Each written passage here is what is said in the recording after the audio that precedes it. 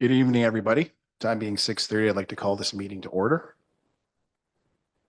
First on the agenda is 1.2 Traditional Territory Acknowledgement and Moment of Silence. Council of the Township of Red Rock hereby acknowledges that we are on the traditional territory of the Robinson Superior Treaty and that the land we gather on is home to the Red Rock Indian Band, Anishinaabe, and Métis people.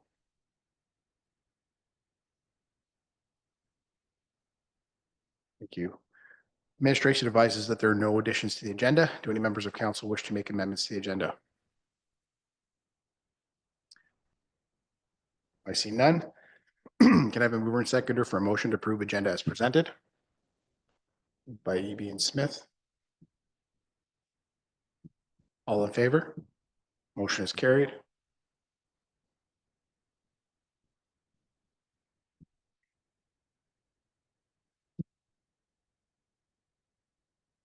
Are there any declarations of interest to disclose?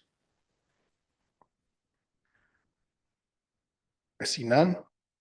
Number 2, the next item on the agenda is closed session portion of the meeting.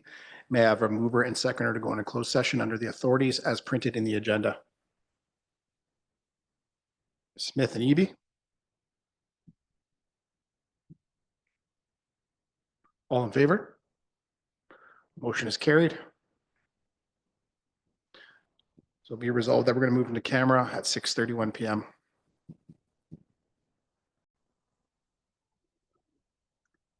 So rising from closed session, council approved the closed session minutes from the April 14th, 2025 council meeting.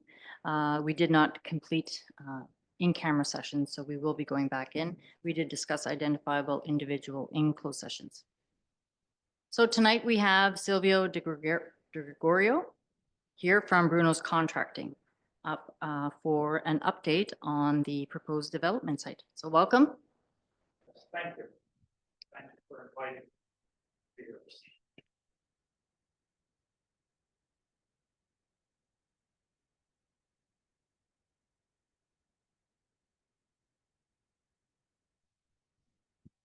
Oh, thank you.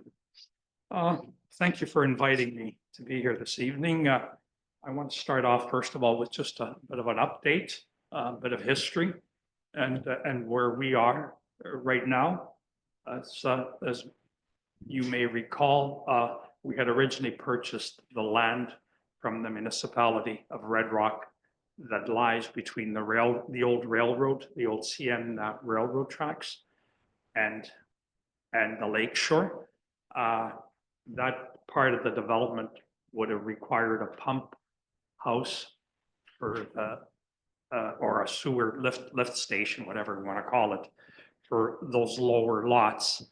And also, when we surveyed the property, we found that the land that we had purchased from the municipality was pretty much all lowland. All of that land where that access road or trail that everyone used was essentially railroad property. The railroad road allowance going through there was about 100 feet. So initially, we had thought that a lot of that was part of the Red Rock holdings. Because we had planned on using a lot of that to fill in some of that low area. So because of the two reasons, one, the municipality proposed that we not build a lift station, a sanitary lift station, which would have been required to service the original design of the land. And because of the amount of the land that was higher ground belonged to the railroad, we pursued a purchase of the land from the railroad, which was completed sometimes last summer. I mean, dates, I can't remember exactly. And following that, we entered discussions in purchasing some additional lands that the municipality owned on the other side of the railroad allowance. And I think that took place middle of last fall, more or less. So right now we are in possession of title of all of the lands that are on this property. We started doing some work last summer, and what we ended up finding was just a ton of railroad ties. other things, you know, you can vary, you can do things, but we actually had some discussions with the Ministry of the Environment to see if it would be possible to take a portion of the land, like right at the very end where it's very low, put the railroad ties there, cover it with some clay or whatever, seal it, and dedicate it as green space, you know? But that does not seem possible. So we're back to having remove all of these and figure out some way of disposing them because it's not very economical. I see there's a lot of railroad ties that BMI or the township has along the lake shore too. Perhaps later, if there's some advice as to how we could dispose of them in a more economical fashion, we would appreciate that assistance. We will be separating the railroad ties into ones that can be reused. Okay, because we do have some uses and there are some people that want them to build some timber retaining walls, some stairs. We use them for our crushers and things like that, to jack things up and things like that. So the ones that are okay, we will be hauling back to our pit. The other ones, and I'm probably thinking there's like 20, 30 loads. Like there's a lot. If there's any assistance that can be provided by perhaps maybe your landfill site can take them, I don't know. That would help us out. Once we do that, we have to complete a phase 2 environmental because that definitely triggers it. So we'll come in the spring, summer, as soon as the weather permits or whatever, to continue the cleanup of that, then get a phase 2 environmental. I'm not sure what else that might disclose. Once we know exactly what that has, hopefully by, you know, I'm not sure the time frame. It'll depend on what they find. Then we will need to apply for official plan amendment now. And we need a zoning amendment for that land because the land that we had originally purchased with you, we had done a zoning amendment, but I suspect that it probably expired because I think it was conditional on us getting a draft plan of subdivision approved within 2 years. And since that wasn't possible, so we would reapply for the whole thing again. And then at that time, we would, you know, look at entering into an agreement to develop and register the plan. Given the size of what we have here now, when that time comes, we would probably request one of two things from the municipality, that either they lift part lot control on some of the lots. We've done that in the city in areas where we don't know exactly what size the lot has to be, or that we be permitted to register the plan in stages, because like a lot of these blocks are apartment buildings or multiples. Okay, like this could create a lot of units, and to register the whole plan at once, even though we would probably do most of the work, would mean a tremendous tax bill that would not be supported by the project. Because as soon as we register the plan and he's like, look, this is $100,000 in taxes as vacant land. You know, you don't mind starting to pay the taxes once you are building something on it or whatever.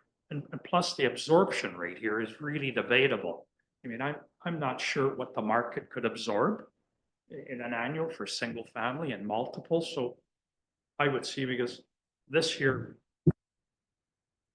could accommodate anywhere from 70 to 200 units, you know, depending on the take up of the multiples and what wants to do with the multiples, you know.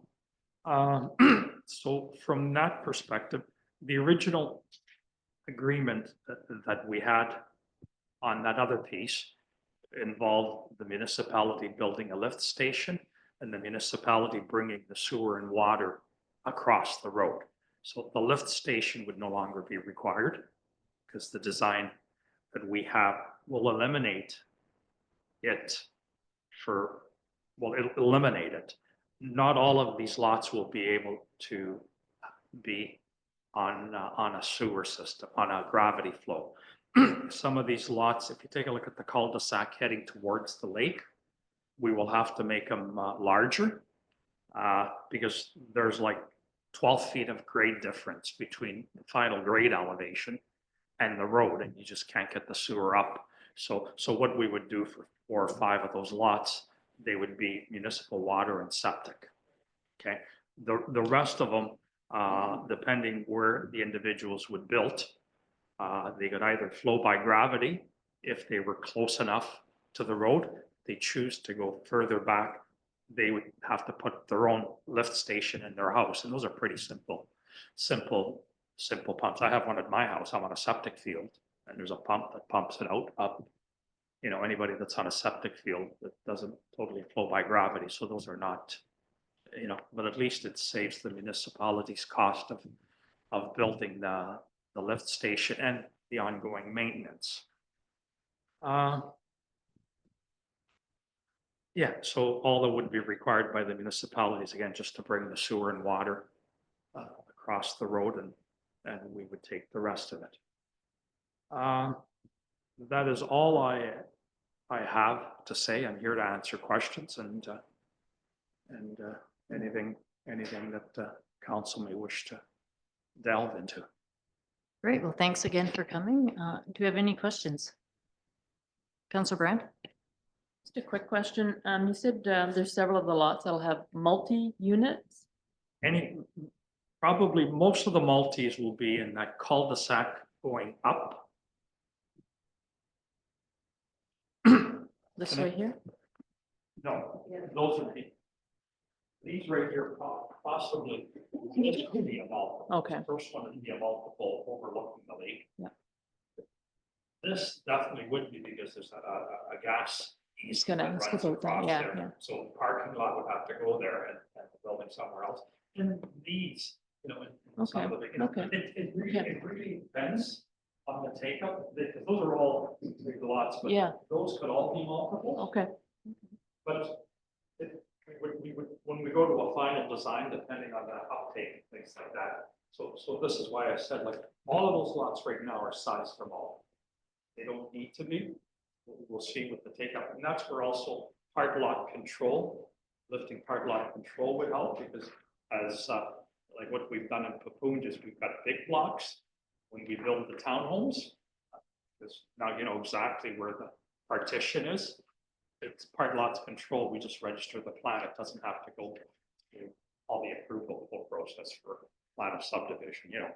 So that helps in with the multiples. Councillor Smith? Thanks for coming, by the way. My question more is, will you still allow access to the old rail line for travel to Nipigon via that old path there? Once we dedicate the road allowance to you, it is up to the municipality, should they wish to have that used as a trail. We've closed it off because when you've got equipment working, they're going through there now, and it is what it is. But when we're working in there, you can't have, because it's a health and safety passion, and we don't want to have anybody endangered on our site. No, I appreciate it. Just Yeah. questions from But residents. certainly, where the road is going now, the municipality could very well continue to have that access, should they wish. Councillor Muir? Yeah, so if I was to explain this, step one would be tiles, getting rid of the railway ties and environmental. Step two would be official plan. Step three would be zoning. And then step four, shovels in the ground. Plan of subdivision, Plan of subdivision. yeah. Once the official plan and zoning could almost run simultaneously, Yeah. should council wish to let that permit in that fashion. And then, until that's in place, there's no sense spending funds on a plan of subdivision, which may not. Correct. You were just develop. So that basically shovels in the ground on step four. What does that look like for timeline, do you think? Pending. Well, the environmental is going to tell us a big story. Okay. Okay, hopefully it doesn't discover a lot of things that makes it totally, But it's a four-step process, so that's, you know that now, it's a four-step process, yeah. and the environmental is the. Once the significant factor. environmental Okay. is out of the way and we still proceed, I would think probably shovel in the ground, your plan of subdivision will take over a year. Okay. Okay, and your official plan and your zoning, I don't know how quickly you can move, but by the time you do all the circulation, it's probably 6 months. A year for the plan of subdivision. And then shovel can go in the ground. Okay, awesome, thank you. Yeah, but the environmental is gonna be the Yeah, one yeah, that tells us the tale, perfect. and we'll have an idea All right. summer. Thank you. Thank you for that explanation because we are novices here. There's been no residential development in Red Rock like this on this scope. So thank you for the timeline. Any other questions? Yeah, I like the plan. I can see like it has changed from the last one, which I do like that. Still some single lots. Yeah. Those, yeah, so I don't have any more questions. So we would essentially see the single lots being everything past the 2 cul-de-sacs. And most of the lots in that cul-de-sac heading towards the lake, you know, but on the first one, it would definitely be multiple, depending either apartments or townhomes, but it lends itself to all of those having a view of the lake, which is desirable. Councillor Eby? Apart from what you've already mentioned as far as partnership needs from the township towards you, is there anything else you can anticipate or we should give thought to? As far as what the municipality would contribute to this, I don't think so. Based on what we see right now, the rest of it would be at our cost. We would undertake, I don't think there's anything else. If there's something we can do with the railroad ties, if they could go to your dump site or something, that would help, because you gotta haul them all the way back to Thunder Bay and then pay an arm and a leg. It's all possible, but it all adds costs, eh? I'm sure we can work on that. Obviously, we'll just get the CEO to reach out to you and see if there is something that municipality can do on that end. Does anyone know when they're gonna redo the highway coming in? So that's been delayed to 2026. When, Next next year? Yeah, Okay. yeah. Well, that's good. Yeah. It'd be good to start it shortly after that. Yeah. We can. For sure. And we're still working on a new bridge, so that's hopefully coming to in the next couple of years is what our plan Bridge, is. Yeah, right there. yeah. Okay, any other questions or comments of Sergio, Silvio? See? Jinx Okay. myself. Okay, well, thank you very much. Well, thank you, and feel free to invite me anytime, or Mark, if you have any questions. We like to meet face to face. You know, we prefer. So it's easier, and we'll try to. Great. Thank you. Thank you and safe travels home.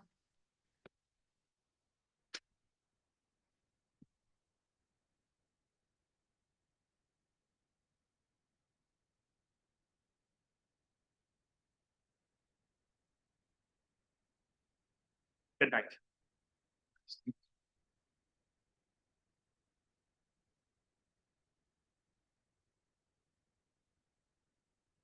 I jinxed myself with saying his name. See? I knew it. Just couldn't pull it together. Okay, open session minutes of the last regular meeting, April 14th are at items 5.1 on the agenda. Are there any errors or omissions to note? Okay, seeing none. Can I have a mover and seconder for motion to approve the minutes at 5.1? Councillor Eby, Councillor Muir, all in favor? Motion's carried.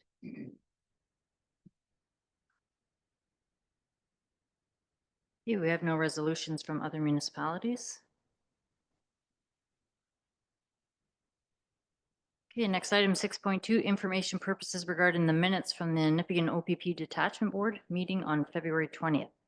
Do any members of council have any remarks?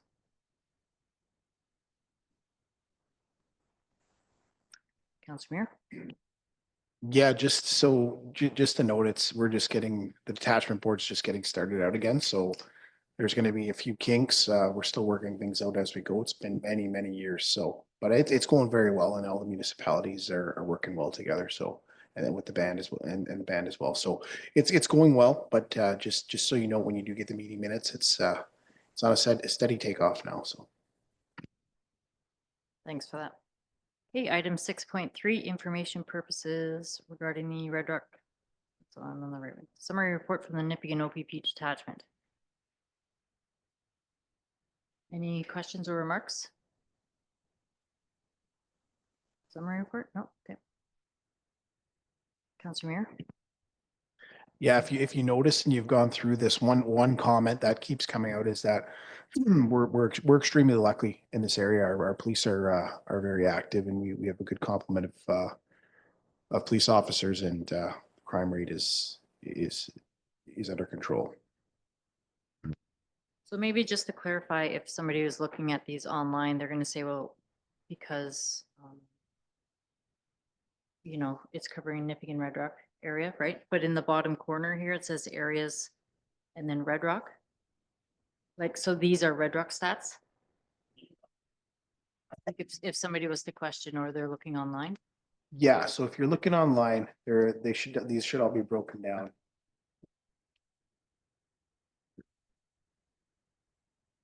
Start right at the top.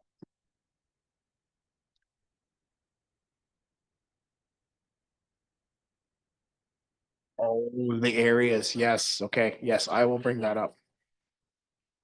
So we've shared the Right. documents pertaining to Red Rock. They do share us through the board. We get the regional data. We would see the other communities, but what comes to us is Red Rock. So that's what we share for our agenda purposes. So this is a report specific to Red Rock, and I believe it's a quarterly report that'll come to council. Okay, thanks for that. Just like I said, if somebody was to be looking at them and then Right. reading, because Yeah, it it'll says identify Nipigon them OPP on- detachment, they might just think Yep. it's the whole area, right? Yeah, good catch, good catch. I didn't even notice Okay. that. Thank you. Any other questions on that? No? Okay. Okay, item 6.4, information purposes regarding the minutes from the DSAP meeting on March 20th. Any members of council have any questions? Councillor Eby? It's not particular to those minutes, but there has been a meeting since, and it has a more local flavor to it. There was a fire with respect to, So because we don't have that in front of us, then we can't discuss it at the meeting. oh, I apologize. Yeah, that's okay. That's okay. So we'll only speak to this report. So we'll wait for the next one. Thanks for clarifying. Yeah. Okay. So anything on this meeting? No? Thanks, so Chris. Next item, 6.5, information purposes regarding the minutes from the Thunder Bay District Health Unit Board meeting on March 19th. Any members of council have any remarks?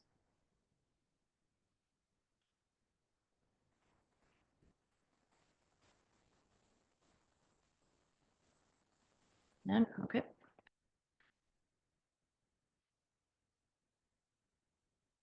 6.5, 6.6. Information purposes regarding an update from the CP Rail on the 2025 vegetation control program. Any comments or questions?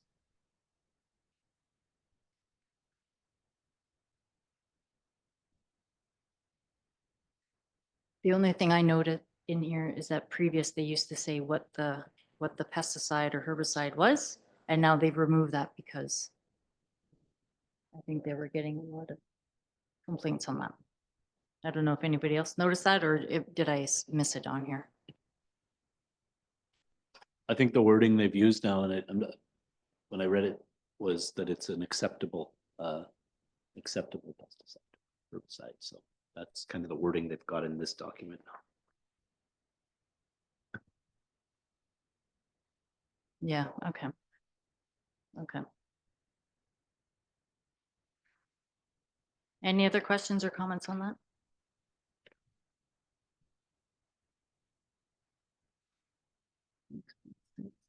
Okay.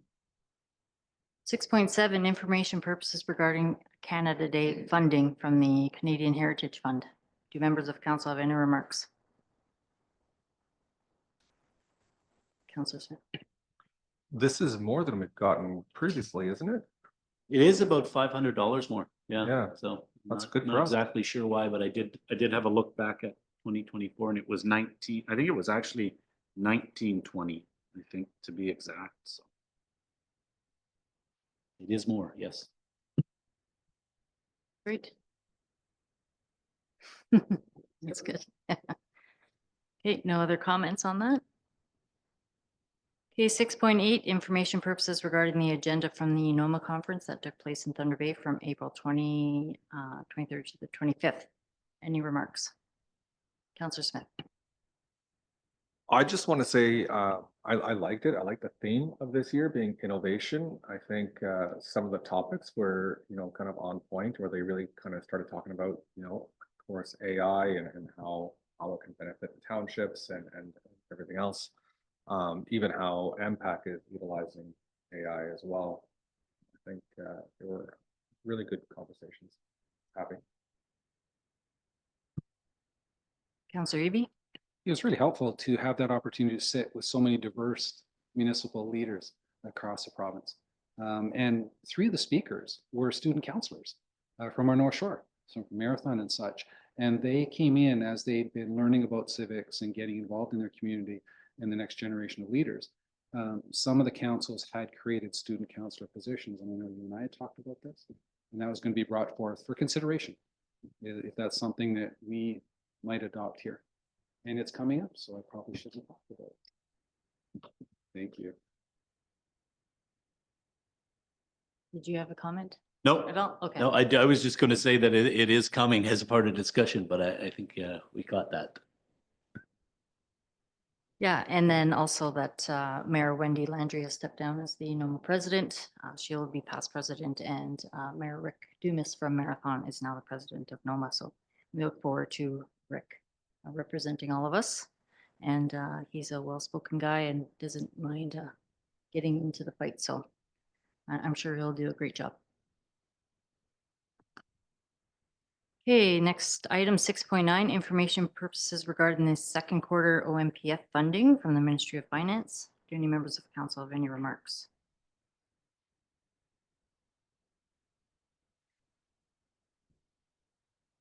I don't think so, eh?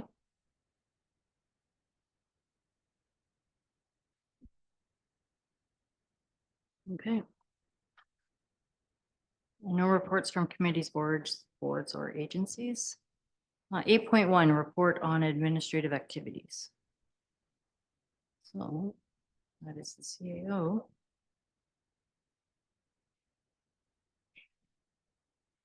I don't know what you'd like to go to, if you want direction or. I'll start your at summary? a couple, maybe in the summary of activity.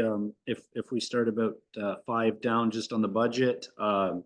So we have started that process. Obviously, we're in the middle of that process. We're going to meet as a council on the 15th for what we call an education session. So we've got that scheduled 15th. We're hoping for 6 o'clock if that works. If not, we could easily make that 6:30 as well. But we can set those times. So that'll be a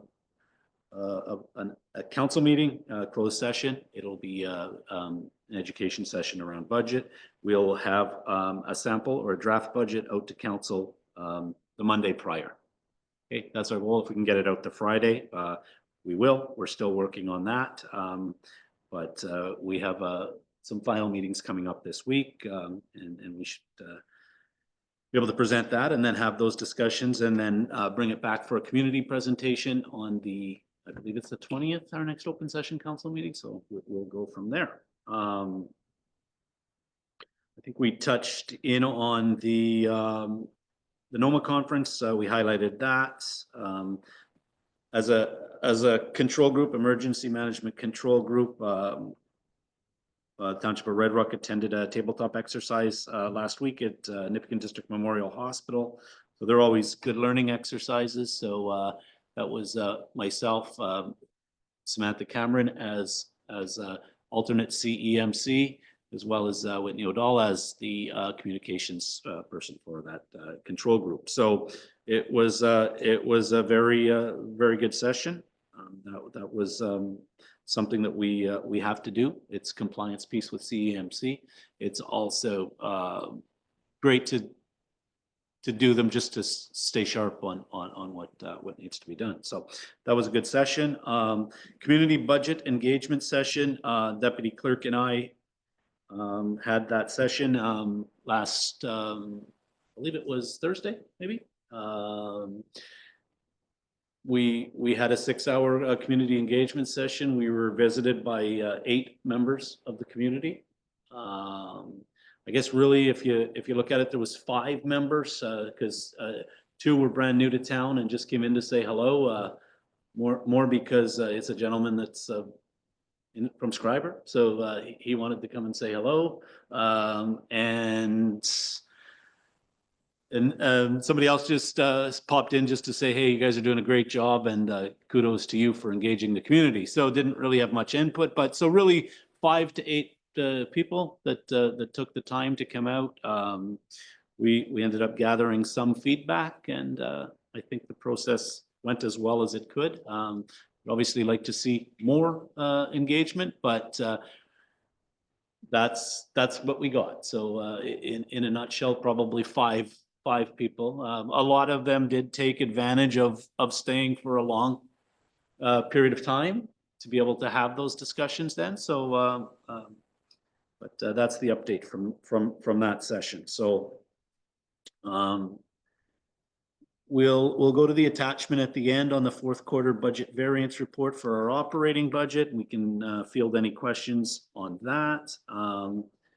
Again, some of the ongoing items. I mean, with Rock Tech still looking to reschedule that meeting. You know, the AMO conference in August. Quad Council, we're still looking to set a date. It's kind of a juggling match just to try to get everybody together, but we're looking at July for that.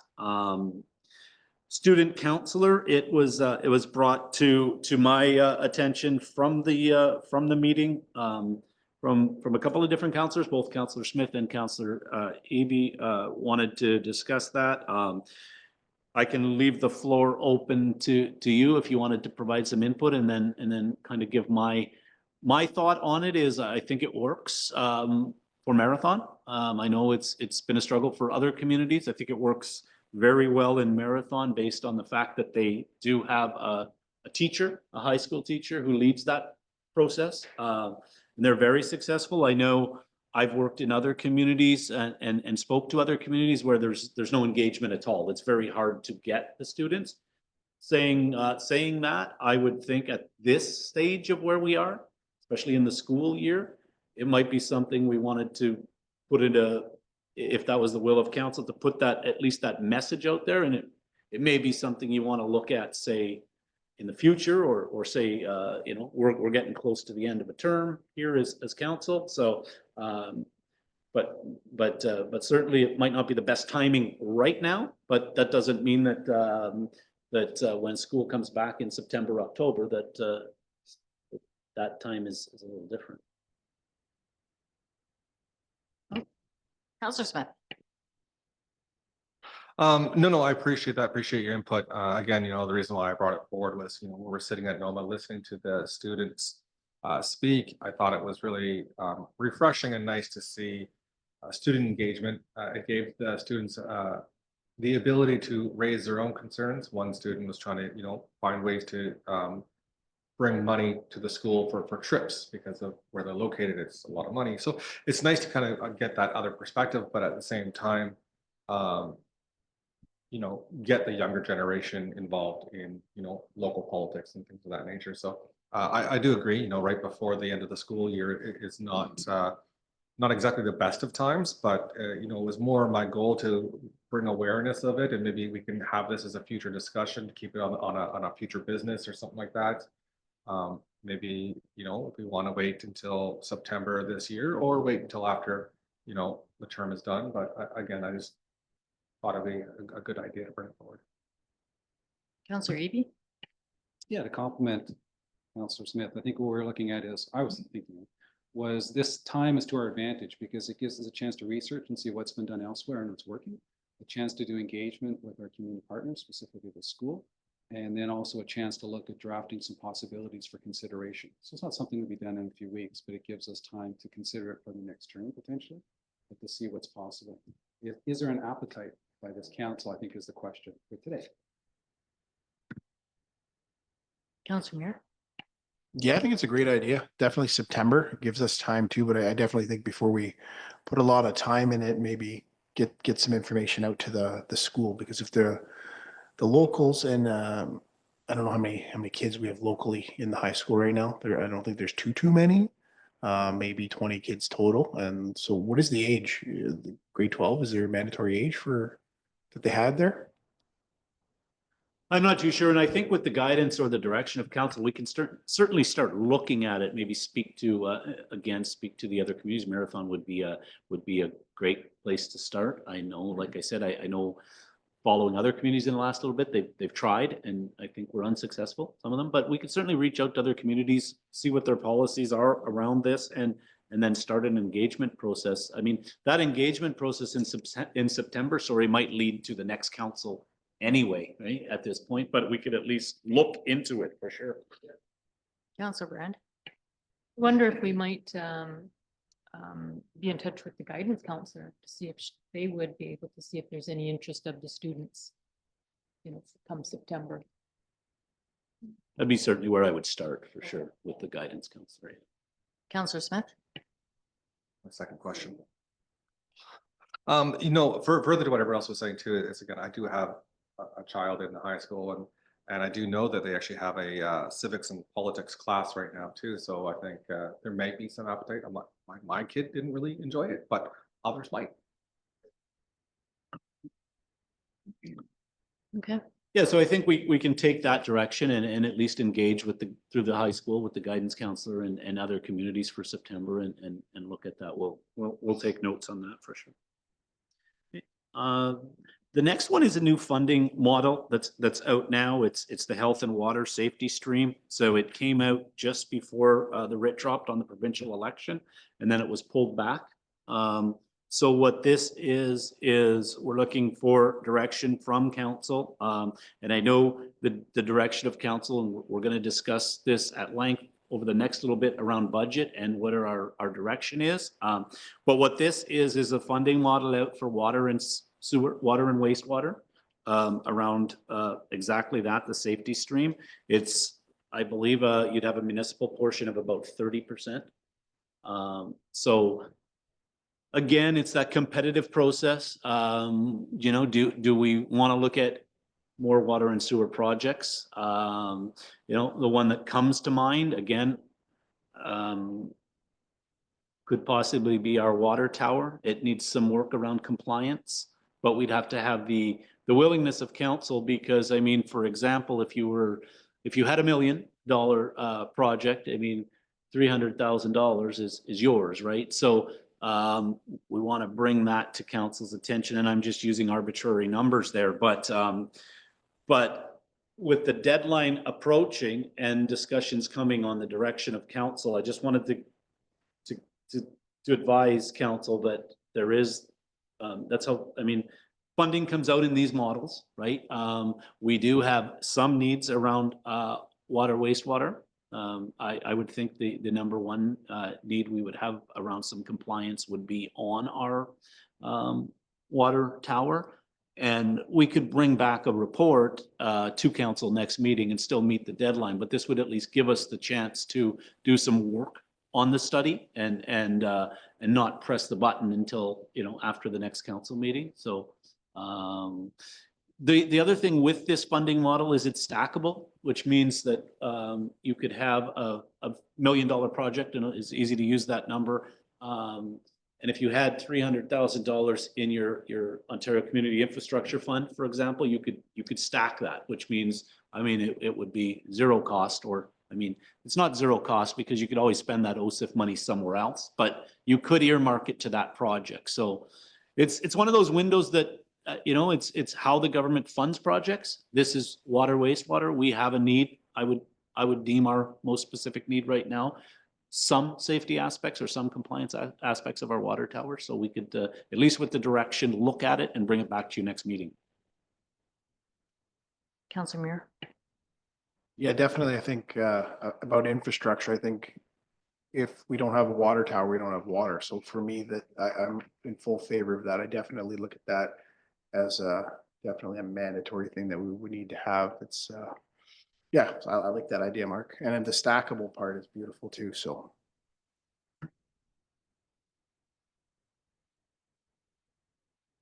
Any other questions on that funding? Obviously, when it comes to compliance, we should be a little more focused on that. Yeah, and I think we'll look at it from a manageable, you know, if we feel it's not manageable based on what we need, then we would bring that recommendation back. But if, I mean, first and foremost, I think realistically and the focus of myself, our office, and I think that I'm hearing of council is to be, I mean, fiscally responsible. And I mean, if it's sometimes not the easiest thing to say no to money, but sometimes you almost have to, right? I mean, if your project is 3 million, for example, and you need 900,000, right? It becomes something you have to say no. So this will give us a couple of weeks to look at a project that we could put into a compliance piece on the water tower, and it may end up being one that we can fit in and get, because I think as Councillor Muir said, I mean, it's probably the water tower being one of your more significant pieces of infrastructure in the community, right? So, I mean, I think if you ranked the two, you'd probably say our bridge and our water tower, water plant. We're addressing that with a high lift pump in the next little bit as well. So we did work hard to get ourselves to a point that we need to now add what we call splash projects or things that look nice into the community, but I don't think we can totally ignore infrastructure. It wouldn't be the right direction, in my opinion, to go. So we'll bring something back on that.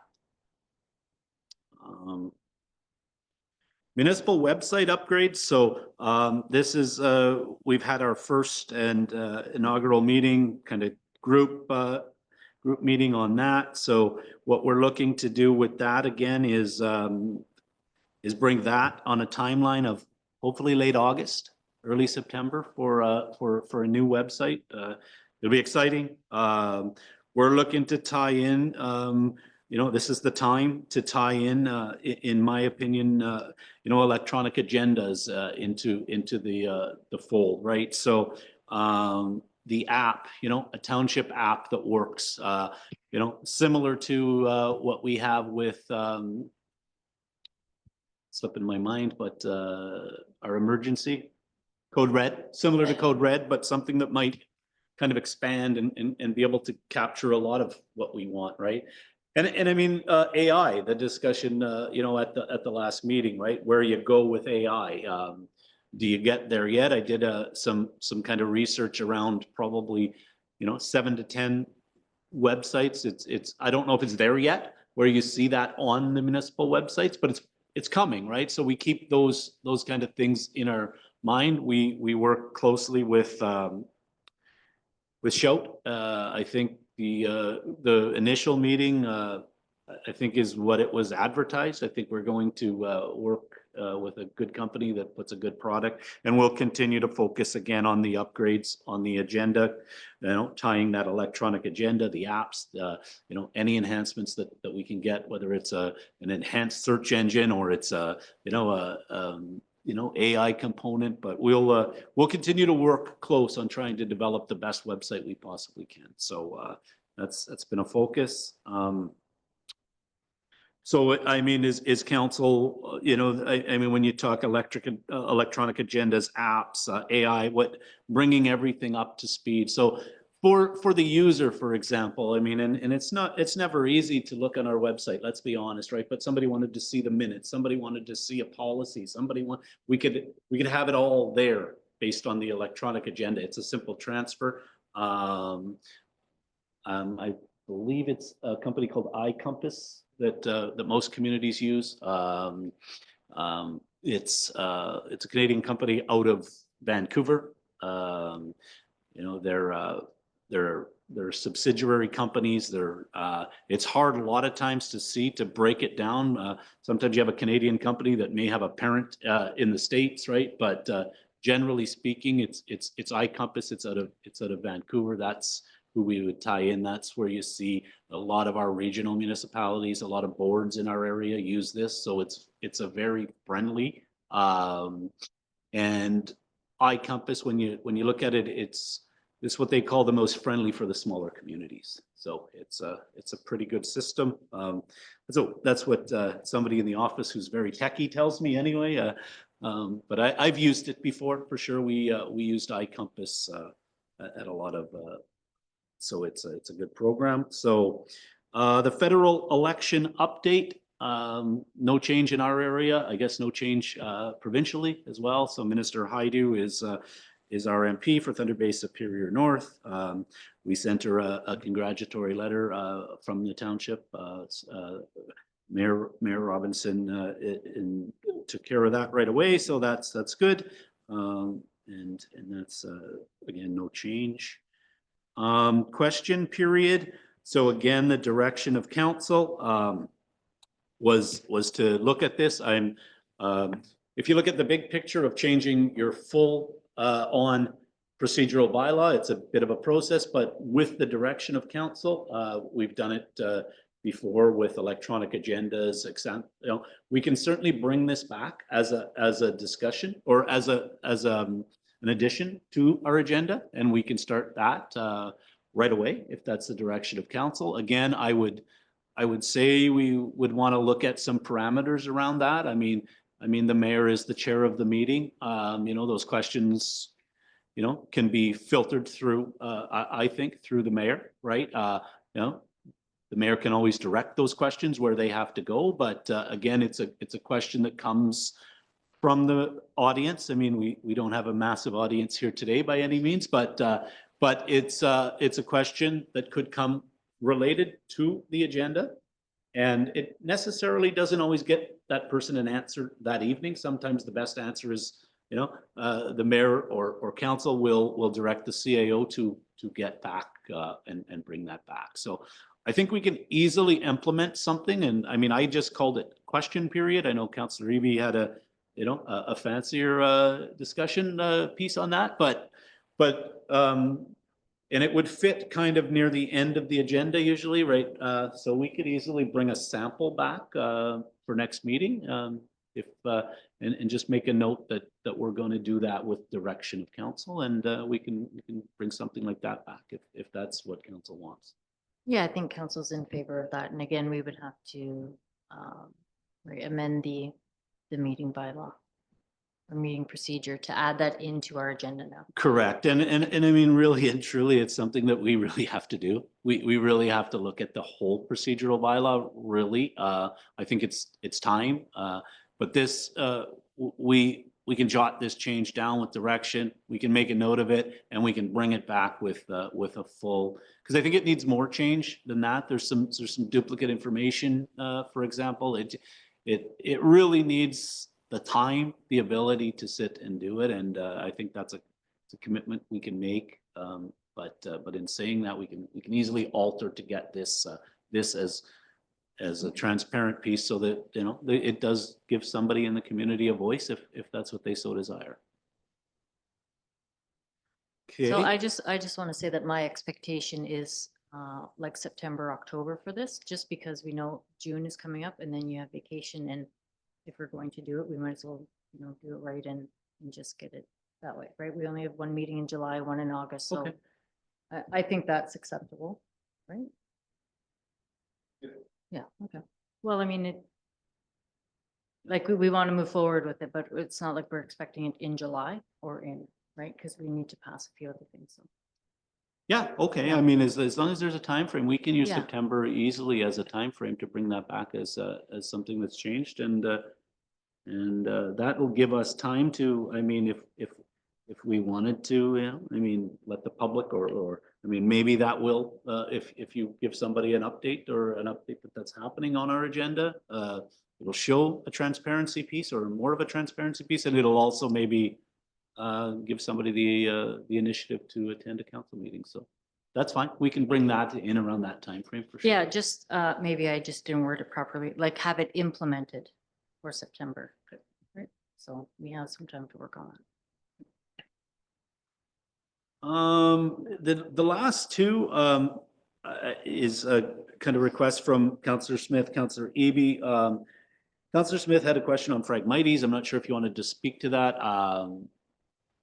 I would have to bring you more information on that if that was the case, to be honest, but certainly happy to do that. Yeah, no, I appreciate it. Again, it stemmed again, NOMA brought a lot of good things. So we did see the staff from the environmental regarding Phragmites. And I just remember us, I think it was a few months back, maybe longer, somebody did state that they may have saw Phragmites. So I know I got some information from them, a contact number I'll pass forward. It's just maybe we can look into that and getting somebody from their office to come down here, do an official look around to see if we do have Phragmites and then, you know, take it from there. Yeah, if you could share that contact information with me, that would probably be helpful, because that would help. So that, and then I can bring back some kind of information based on that. Sure. And a fire hydrant on Brompton Road. It was a question brought up by Councillor Eby. I'm not sure if you want to speak to it, but I certainly have an answer for you on that. But certainly, if you wanted to speak, I could provide you an update to that. And just to preface any comments by saying that there's a real respect for our complementary roles with governance and operations. Governance is to draw the map and operations is to make magic happen. So bringing this forward wasn't in any way a critique or in any way that kind of overstepping of roles, but it was brought forward by community member as they've been sharing different concerns. This has been outstanding for a period of time. And so when Ms. Jean brought this forward, I appreciated your openness to look into it. So thank you. So I did look into it for sure. I spoke with both the fire chief and the deputy fire chief, as well as Public Works, Ontario Clean Water. So it was addressed as a fire hydrant that was inoperable late last year, mid part of last year. We looked at it, made a decision that it is going to be repaired. And it will be addressed very shortly. They're looking at the options of that and pricing right now.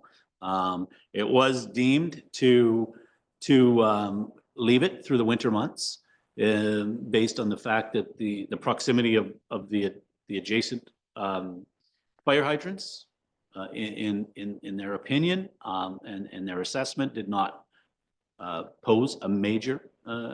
We could be easily able to work off the others if need be. So, but in saying that, it is a fire hydrant that has a purpose and a use in Red Rock, and we're looking at addressing that and as early as as the weather changes here. So it's in the process of being looked at as we speak.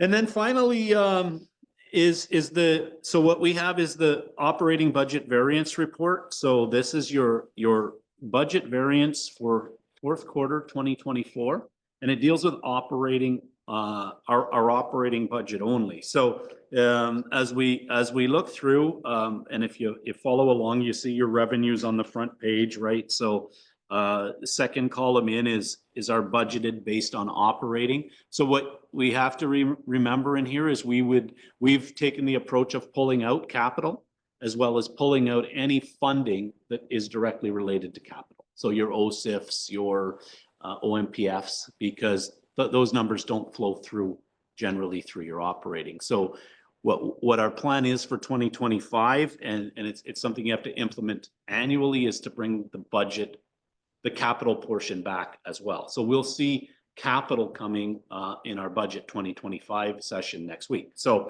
what you see here in the revenues is again, the second column in is your budget.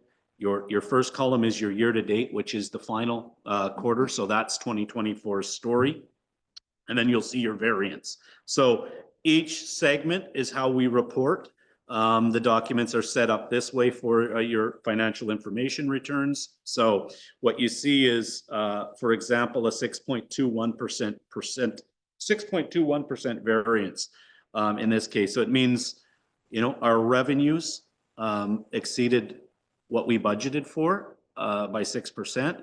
Most of the story there is line number 2. If you look there, 101, 380, 62. What that is growth. So it's a really good news story. Red Rock had growth basically through building permits, through some pickups from the impact cycle, based on businesses coming in, adding to their operations, those kind of things. So growth is one that pushed that. I can field any other questions at the end. Maybe I'll go through expenses, but then happy to ask any questions where council may see a variance that they have a question on. Second page and following into the report is the expenses. Again, it's drafted that way so that it meets the requirements for the FIR, which is our financial information return reported to the province.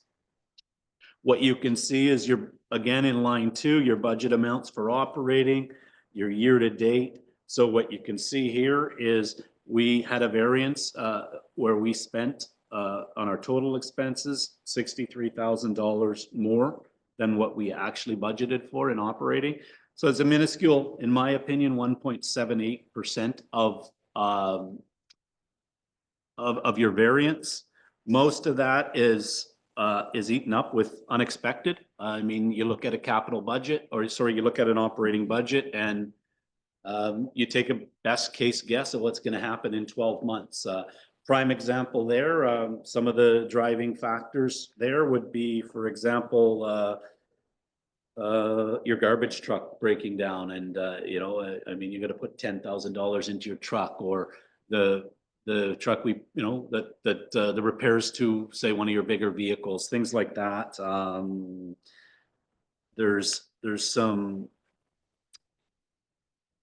There's many a different ways as why, but in a nutshell, to be 1.78% out on a $3.6 million budget is, in my opinion, very good. So I think it's a good news story.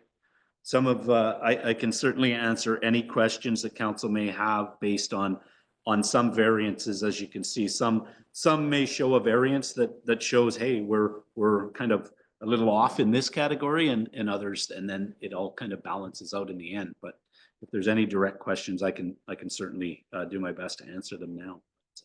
But again, you see a 6% variance positive in revenue and 1.78 in expenses.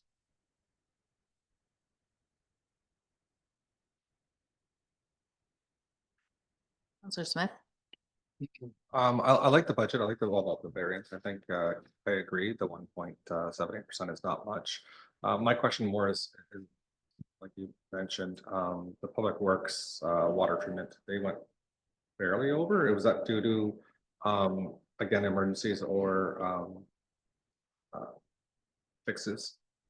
So are you on transportation services, public works? Yes, sorry, yes, transportation public works. So yeah, and that's what we do. We take it, and once we put the document together and we look at exactly that, you can see I've got notes in a lot of places. So the variance in that department is exactly that. It's vehicles. It's excessive expenses on vehicles. It's I mean, what we also like to call is out of control issues. I mean, you know, we have, again, probably we looked at major repairs on 2 of our commercial vehicles. We've since decommissioned those vehicles and purchased new ones. We're going to see significant savings in moving forward with new vehicles. In that number too is a cost related to street sweeping. There was a street sweeping done that was a little over there. So really, most of that $45,000 variance is directly related to the repairs. I think one vehicle alone was close to $30,000. No, I appreciate it. It was just one to kind of get that out there and clear. Councillor Muir? Yeah, I think I think you came in beautifully there, but Councillor Smith's got a point though too. Like when you when we look at that though, it's the unexpected things and it just goes like, when we get that opportunity to replace like the water tower and, when we get that funding, it's good to jump on that because the infrastructure, you never know what's going to happen with the facilities, right? They're all aging, we put money into them, but 100%, these things happen. It's a municipality. There's a lot of moving parts here. So no, this is pretty good, Mark. Good work to everybody. Yeah, and I'll give you a prime example of that. I mean, water line breaks, 2 main water line breaks this year. I mean, there's 30-some thousand dollars worth of costs that you don't budget for. I mean, you budget, okay, yeah. I mean, you do budget amounts for what could happen, but you certainly don't know what the extent of that's going to be. And those 2 water breaks cost the township about $30,000. So, I mean, if you look at those numbers, I mean, yeah, it's very close, and I think it'll. I think what happened. Well, I know with the fact that we're not involved in a lot of the projects anymore, you're going to see things flow through that look more regular to a municipality. I mean, if you remember, some of our financial statements in the last 2 or 3 years have looked a little bit obscure, right? Because I mean, at one point we brought in $2.3 million, for example, which really put the statements one way, and then the projects that flow through. So this is a good news story. There's some really good data in there. It's well put together. The deputy clerk, deputy treasurer put this report together. We review it, but it's well done, and it's a good news story. I think it speaks volumes. Councillor Avey? The value of transparency is what I find really encouraging. When people in the community want to know, if they say, we've got a multi-million-dollar budget, how come we can't do this? How come we can't do that? And then when they see all of our commitments and see where the investments are made intentionally, I find that to be reassuring. So thank you. Thank you. And I think we'll present the community a 2025 budget on operating and capital that is exactly that. It's transparent. The process, I think, will be one that's well received, and I think it's a good process, and I think it's one that we're moving in the right direction on, and I think we're in a good spot in the township. Great. Thank you for the variance update. And that's it for the report. Are there any questions on the variance? Any more? Councillor Brand, did you have one on the summary? Thank you. Yeah, sorry. I was going to ask about the community budget engagement. This report wouldn't have been there, would it? What did you have for community members when they came? So the budget, the report, this report was out before. I mean, I didn't have time to tie it all in, right? But in that was an engagement session. So we did not provide any information to council. It was to the public. It was actually the opposite of that. It was an engagement session. We wanted to talk to the community and say, hey, what are we doing right? Where would you like to see your money spent? I'll be honest, we got a lot of, I think the personal approach taken with an in-person session, we ended up with a lot more positive than we got negative. And it's just the nature of when somebody can look you in the eye and tell you that, as opposed to answering a survey. So in saying that, we got very little direct input of you're not doing this, you're not doing that. We got more of both council and administration are doing good. Keep it up. We just wanted to show up to support you because we think this is a great initiative. We did have some input as well, but it was respectful input, and yeah, so that we didn't provide anything, and I explained to each member that community member that showed up that the community presentation where that will happen is on the 20th. So you're more than welcome. It's an open session to join us. Okay, thank you for your report. Any other questions or comments on? So just to confirm our budget training session or learning session, are we okay with 6 PM, Councillor Brand? Or 6:15, 6:30? You want 6:30? Sure. Okay, yeah. So maybe then if you could just follow up with Mark, and then he can just send it all to us, because I believe we're all okay anytime after 6. Then you, yeah. Okay? Your boss. Okay, is there a mover and seconder for motion to receive the report? Councillor Eby, Councillor Smith. All in favor? Motion's carried.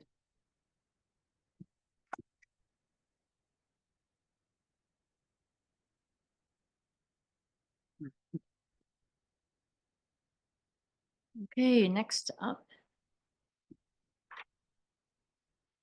There's no new business, old business, 11.1 under unfinished business relating to the R zone bylaw and policy presented at last council. Okay, so we had some outstanding questions, comments. Councillor Brand, if you want to address any of them, you go ahead and bring them up. Well, after getting some clarification and having a bit of a discussion, I believe everything's fine with my questions. So I appreciate Mr. Piglini taking the time to review things, but I'm satisfied. Okay, thank you. Okay, that's great. 1 second. So just so you know, the public is aware, this policy is just a complement to what we have in place already under harassment, under complaints process. So this is a process that the municipality is going to follow if, unfortunately, if there needs to be, right? So there's warnings, there's, you know, 30 days, all of that kind of stuff that will be implemented now. And in no way do we ever want to reach, you know, moving forward, trespass orders or anything like that. We want it all resolved in a respectful and responsible way.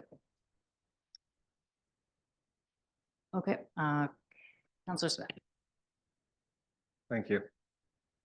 I kind of just wanted,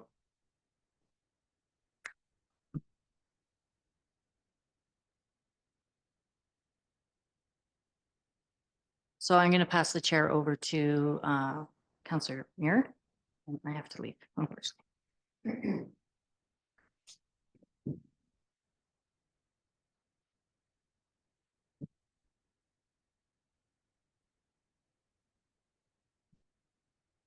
is it okay if I continue on the comment?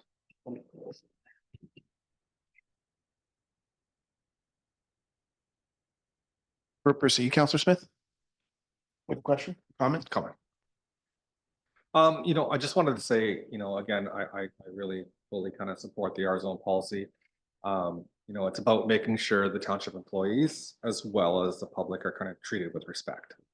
I think, you know, again, the only people that may have a problem with this are the ones who think maybe the rules don't apply to them. You know, if you're not out yelling at staff or being aggressive, I think this policy won't affect you. I think, you know, it's pretty simple, treat people with respect and we have nothing to worry about. I think it's a great policy. I think it's something we need. It's been asked by the hospital and we're fulfilling our duties. Thank you, Councillor Smith. Councillor Eby. I appreciate that a good balance has been found with respect to rights and responsibilities, both from our township and all of us who live in this township. That we strive to focus on resolution of concerns and repair of relationships. And I appreciate that before you brought it to us, there was a consultation legally, there was a consultation with the ombudsman, and there was comparison with others. So the research that went into this and the values that support it are greatly appreciated. Excellent. Yeah, and just a further comment, when you look at, you can just do a quick Google search and Asa, Hamilton, Oakville, London, Timmins, they're all following suit. So it's good to see these processes in place, these policies in place to protect people. It's just about respect. Any further questions or comments from council? Councillor Eby. May we bring this to a vote? Yep. So I'm going to put the motion on the table right now for bylaw 2025-139. Can I have a mover and seconder to accept the bylaw? Counselor Smith, Counselor Eby. All in favor?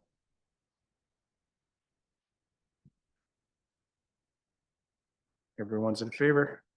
Motion is carried. Our zone by the Alice, by, it's passed. Okay. All right. Okay.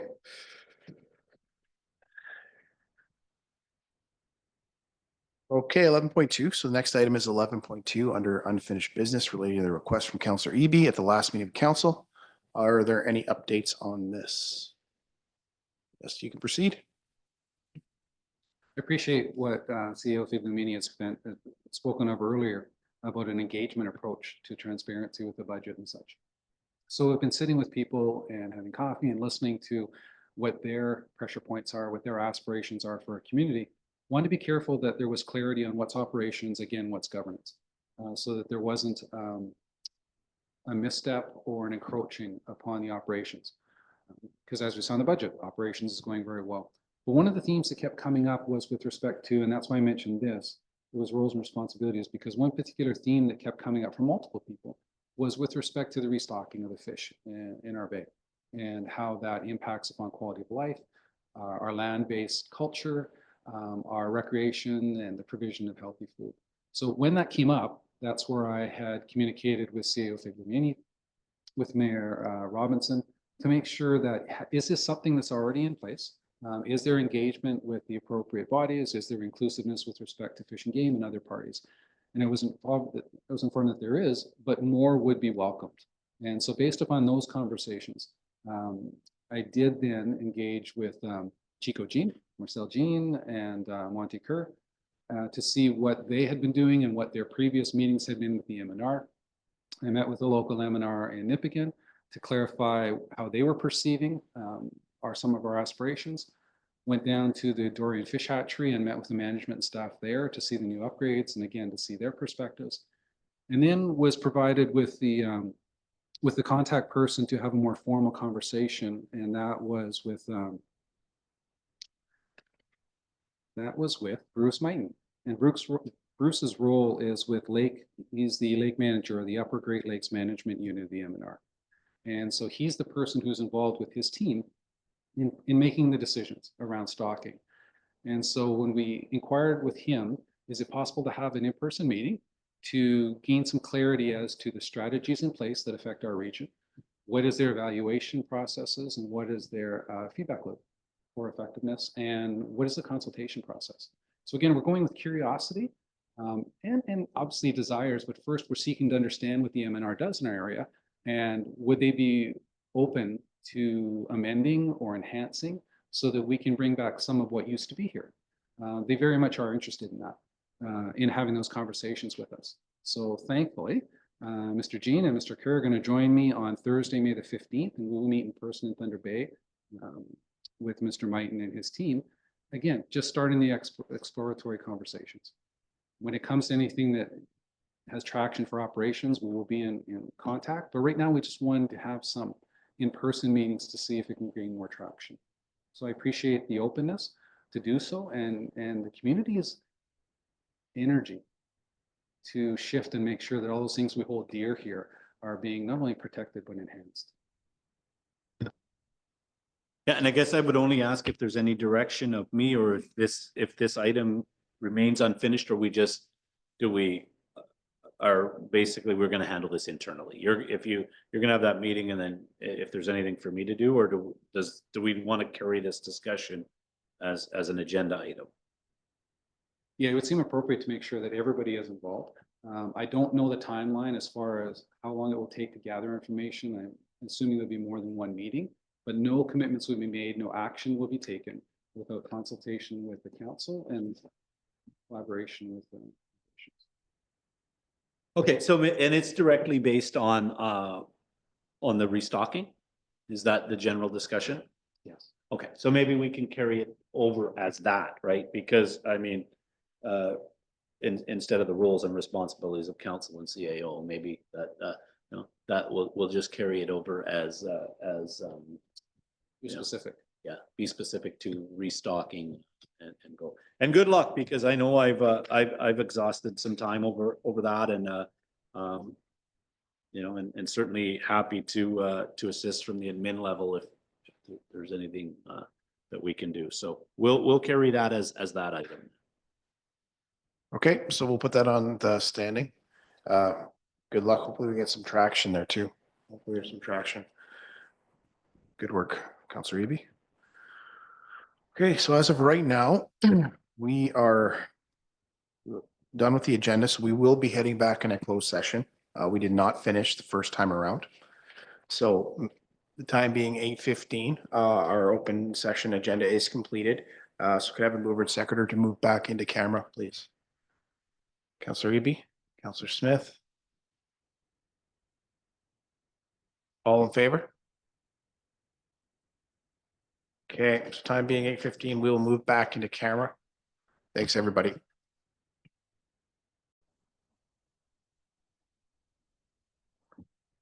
All right, thanks for tuning back in. Council discussed identifiable individuals. So next on the agenda is the item bylaw 2025-1390 for proceedings of council. May I have a mover and seconder to accept the bylaw? Mayor Robinson. Councillor Eby. All in favor? The motion is carried. Next regular scheduled meeting of council will be held on Tuesday, May 20th. There will also be a closed meeting of council on Thursday, May 15th for a budget education session. As the time is now 9:12 and there's no further business to attend to, I as chair am pleased to declare the meeting is adjourned. Thank you.